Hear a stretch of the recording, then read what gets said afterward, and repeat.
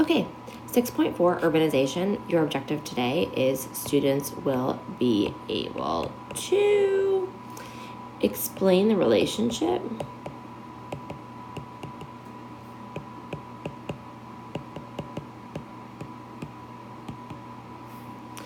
between westward expansion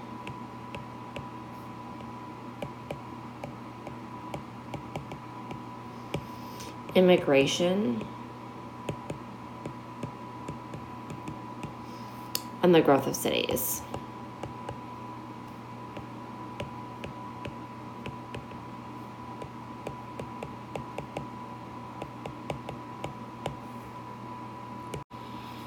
So we have really two groups of immigrants that led to westward expansion and the growth of cities. And one came prior to 1871 and one came after 1871. So the group that tended to come before 1871 was typically from North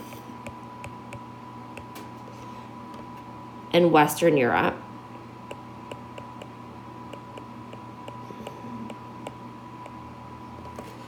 And they were like from countries like Great Britain,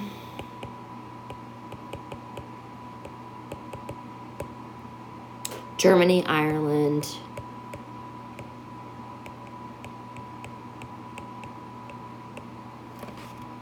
Norway, and Sweden.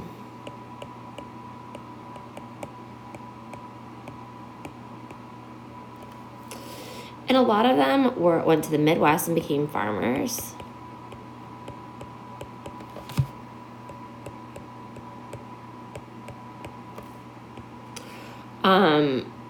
But some of them were, especially from Ireland, were driven out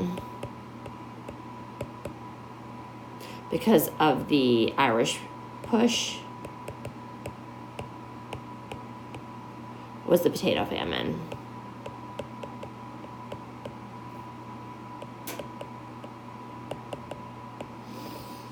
And this was very different than the immigrants that came after 1871. Which came from Italy. They came from, let's do this. They came from Southern and Eastern Europe.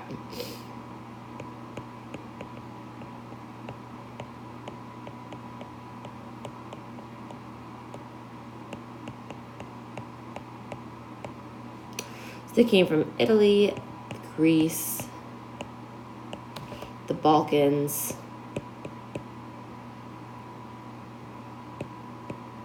Poland, and Russia.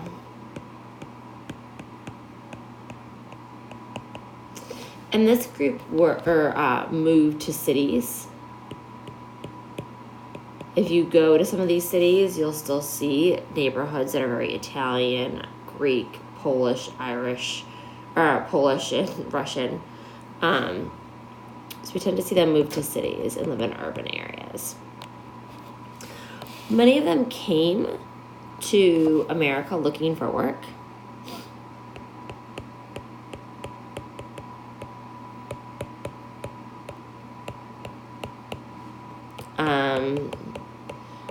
We saw a lot of cities, a lot of factory work. A lot of immigrants worked in Chicago, in the stockyards, which is where they butchered all the cattle. Many of them, even for some, the Homestead Act, the idea that you could go and buy a large plot of land and live out west to become a farmer was a big pull for many people. And people were either going to come through Ellis Island, which is going to be on the East Coast, which was in New York City.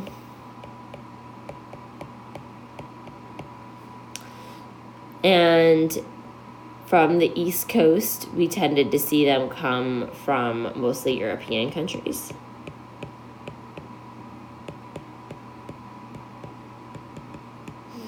Angel Island was on the West Coast, and this is where we saw immigrants come from China and Japan.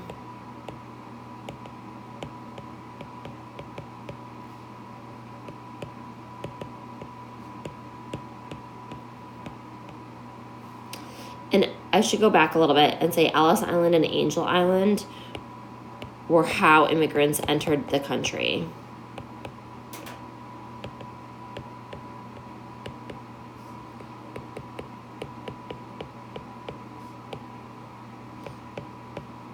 So now people can come in through the airport, but at this point in time, you'd arrive by ship, and you'd either be dropped off at Ellis Island if you're coming from Europe into the East Coast, or Angel Island if you're coming from the West Coast.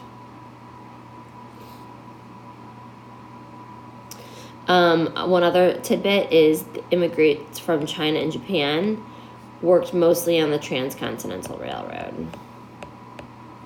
We talked about this a little bit the other day, but just to reiterate.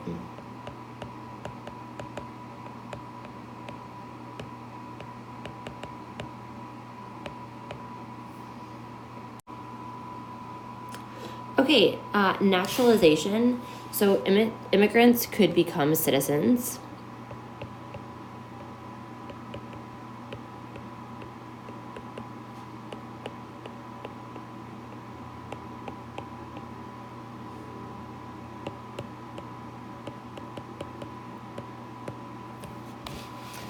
If they could prove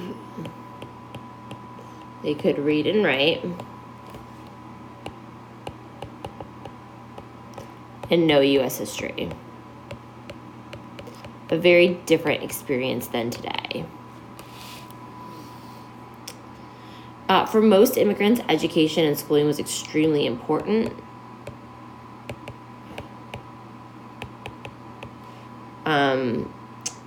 That was maybe one of the pull factors.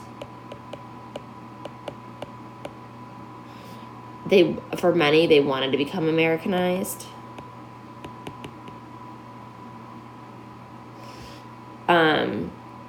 I know from my personal family, they got rid of the way our names are spelled and changed them to be more American.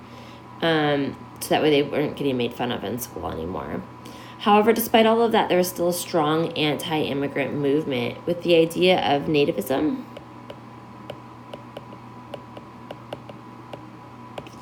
So nativism is pro-American.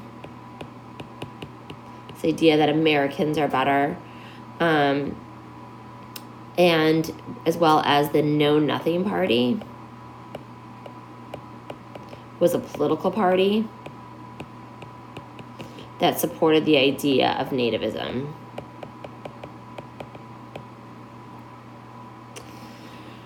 The Chinese Exclusion Act of 1862 limited the amount of Chinese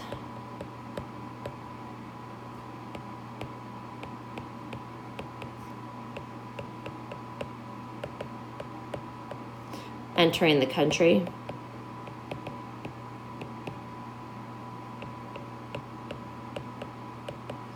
Kind of shows you the racist attitudes towards the newer group of immigrants, not the older group of immigrants. So the post-1871 immigrants.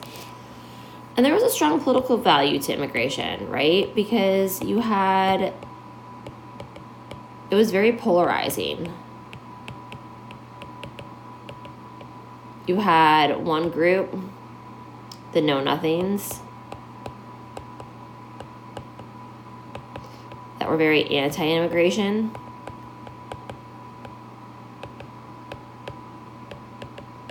But then you had this whole group of new immigrants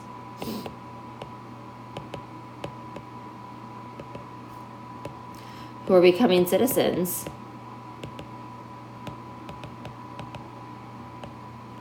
And so you had a new group of politicians that catered to them.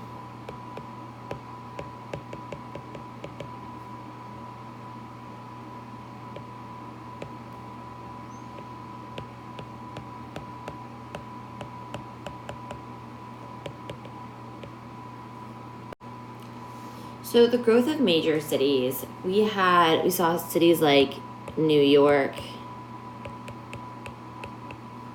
and Chicago increase greatly. Even cities like Salt Lake City, Kansas City, Missouri, San Francisco, California grew pretty rapidly, right? From 1870 to 1900, we saw a huge increase. Oops, sorry, 1870 to 1900, there was a huge increase in people living in the city.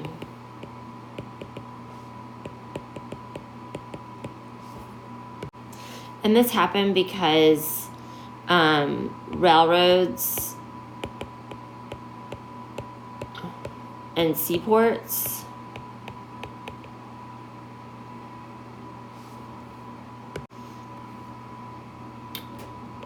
were good for factories to transport goods.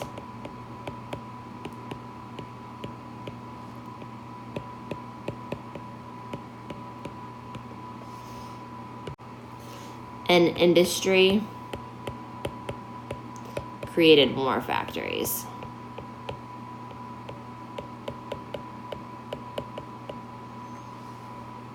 We can go ahead and add up here from New York and Chicago. We also saw other cities like Cleveland, Pittsburgh, were big oil cities.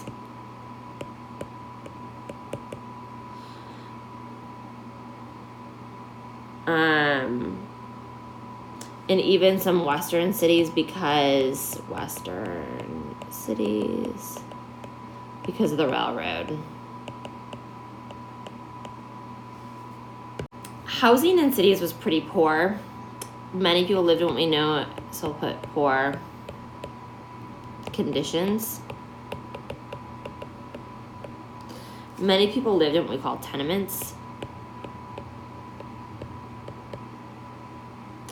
And they were cheaply made buildings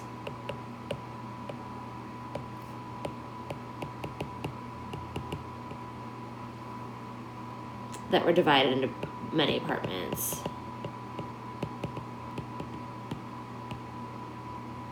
Small apartments. They tended to be overcrowded.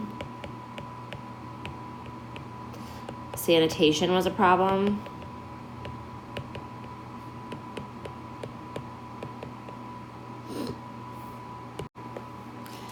And finally, a man by the name of Jacob Riis wrote a book, How the Other Half Lives.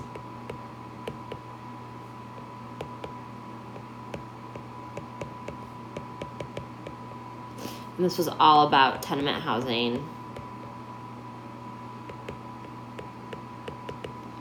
Poor conditions, which is what finally led to eventual change.